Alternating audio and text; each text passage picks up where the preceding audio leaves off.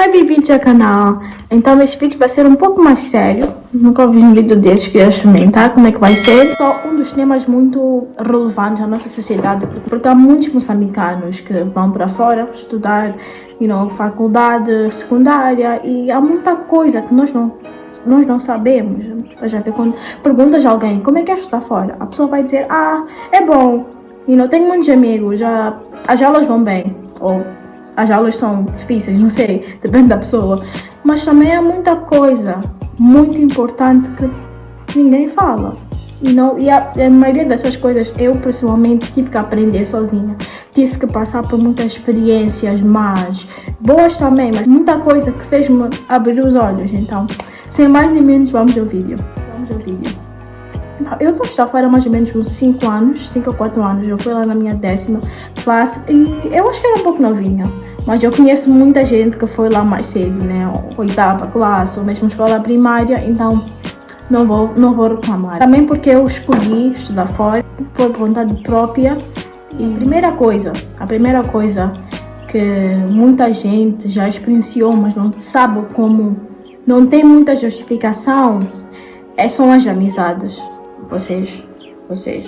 Muitas das amizades que nós temos em casa são por conveniência. Pronto, falei. Como assim conveniência, Sharon? O que isso quer dizer? Então, vou só dar um cenário, né? Tu estás em casa, estás a estudar ainda em Moçambique ou, não sei, em Angola, Portugal, o teu país onde tu cresceste, e tu tens uma melhor amiga. E essa melhor amiga está na tua turma, todas as tuas turmas, e os vossos pais são amigos, talvez, não sei, e vejo essa pessoa todos os dias, e vocês ficam melhores amigas, né? Porque, da segunda até a 10ª, vocês têm todas as aulas juntas. Então, é muito fácil dessa amizade continuar, porque não tem razão de não continuar, Se tu vês uma pessoa todos os dias, mesmo vocês não forem amigos, vais, por bem ou por mal, acabando sendo amiga dessa pessoa. Já quando tu vais para fora, a facilidade já não é a mesma, porque tu já não estás com a pessoa, não estás a ver a pessoa todos os dias, não tens razão de falar com a pessoa todos os dias, porque não tens nada para falar. No início, né? Muitas das minhas amizades, continuaram a mesma, mas depois de 1 ano, 2 anos, já não tem nada para falar. Se tu não vês uma pessoa durante tanto tempo, é difícil continuar aquela amizade forte que vocês tinham, porque quando estavas em casa era assim, e como é que foi ontem, o que eu perdi, ou isto ou aquilo, falam sobre coisas que estou a ver, mas quando estão à distância é muito, muito difícil, e muita gente fica essa amiga é falsa, ou aquilo. Muitas das vezes não é que a pessoa seja falsa, porque pode vir dos dois lados. Essa pessoa pode parar de falar contigo, como tu podes parar de falar com essa pessoa. Mas o fator maior dessa situação é que já não tem, a maioria das coisas que vocês tinham em comum já não tem. E é muito difícil nós percebermos, porque nossa geração, amizades falsas é uma coisa que parece que está na moda. Muitas pessoas já passaram por amizades falsas, situações onde as pessoas, falam mal, escândalo, drama, mas às vezes as pessoas com quem nós criamos amizades quando somos mais novos não são realmente, não que não sejam para nós, mas são amizades de conveniência. Porque quando tu paras de pensar, vais ficar mas ok, éramos melhores amigas, via todos os dias, mas nós não temos nada em comum. Nossos interesses já não são os mesmos, nós já crescemos. Muitas das vezes também é isso. Por tu não estás com a pessoa, estão em situações diferentes, experiências diferentes, tu podes mudar, crescer com uma pessoa, tal como o teu amigo que tu deixaste em casa. Então as pessoas crescem e é mais fácil de não serem mais amigos quando estão distantes. Ok. Então a segunda coisa é menos sobre os amigos e é mais sobre nossas decisões, que é a disciplina. Eu sei que muita gente vai ficar não, mas a disciplina é uma coisa que tu deixas que está sempre, não importa se estás fora ou não. É mais difícil de tu mostrar a tua disciplina quando tu estás em casa. Por quê? Porque a mãe e o pai deixam de fazer isto, não deixam de fazer aquilo.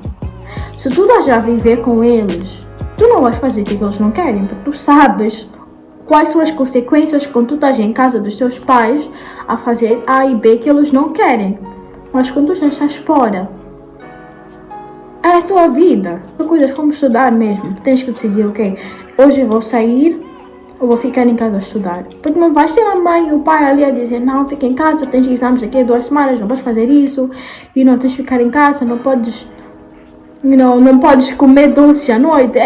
Tu estás sozinho, tens que decidir mesmo o que eu quero fazer. Será que eu vou ser disciplinado de ficar em casa ou será que eu vou sair? E tu sabes também as consequências das coisas que vão acontecer se não tiveres a disciplina.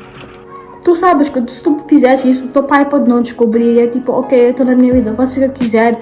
Mas aí é que tu aprendes bem as consequências das coisas. Porque os nossos pais, vocês, por mais incrível que pareça, eles sabem o que vão fazer, eles sabem do que falam. Muitas das vezes ficamos tipo, não, minha mãe é muito chata, ela só dá falar disso à toa. Mas quando tu sais e tu vês o mundo sozinha, sem ter os óculos dos teus pais, há muita coisa que tu ficas tipo, mas ok, ela tinha razão.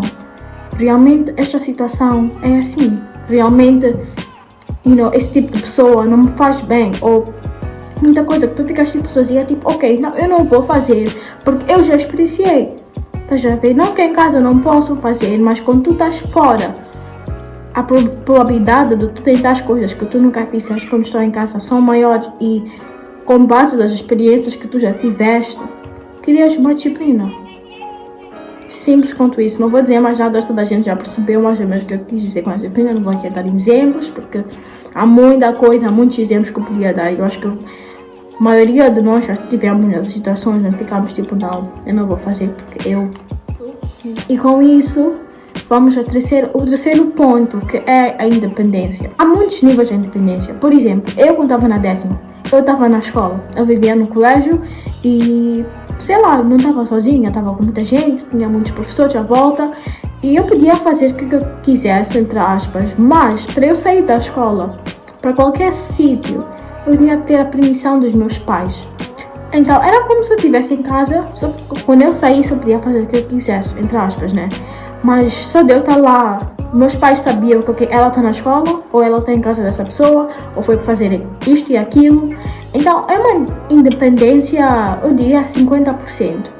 Já quando tu vais para a faculdade, aquilo aumenta, porque tu podes estar a viver sozinha, ou talvez com outra pessoa, e tu fazes as decisões, tu estás a pagar a renda, entre aspas, estás a pagar, fazer o rancho, estás a cozinhar. No início é muito difícil de entender, porque tu pensas que tu sabes tudo, né? Tu já estás sozinho, já és grande, já és adulto, podes fazer as tuas decisões, podes ficar tipo, ok, então eu vou fazer compras, porque eu acho que eu preciso de nova roupa. Ok, tudo bem, fazes compras, vais ao mall, estás bowling, estás a vestir bem, mas ok, 2 semanas depois do dia que tu recebeste a tua mesada, de repente já não tens dinheiro e não fizeste rancho. Bem, isso eu acho que já aconteceu com a maioria de nós. Pode não ser roupa, mas houve alguma situação onde tu puseste essa situação antes de comer e ficaste a passar fome.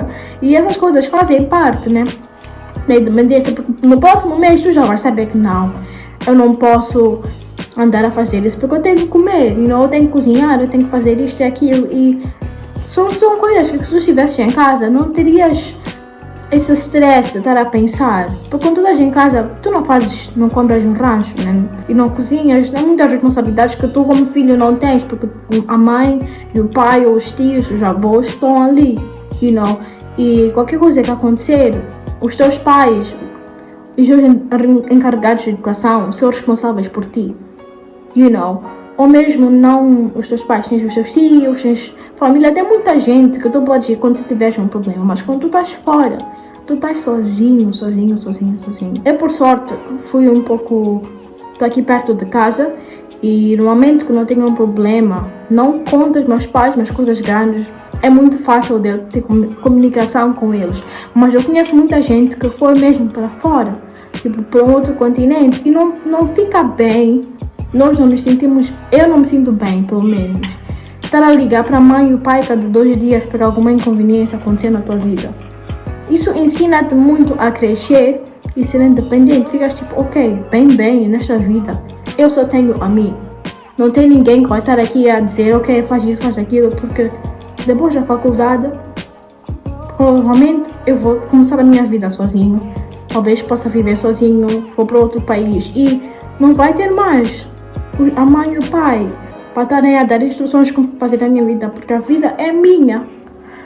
Então, essas são as 3 coisas que eu acho que a maioria da gente não conta sobre viver fora. Eu sei que eu própria, quando alguém pergunta como é que é viver fora, primeira coisa que eu penso são as aulas e talvez as pessoas no país onde eu estou, mas nunca penso nessas 3 coisas.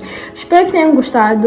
Se vieste até o fim deste vídeo, well done, eu falo muito. E se quiseres que eu faça mais vídeos assim neste género, com listas ou dar conselhos e tal, comente eu hei de ver.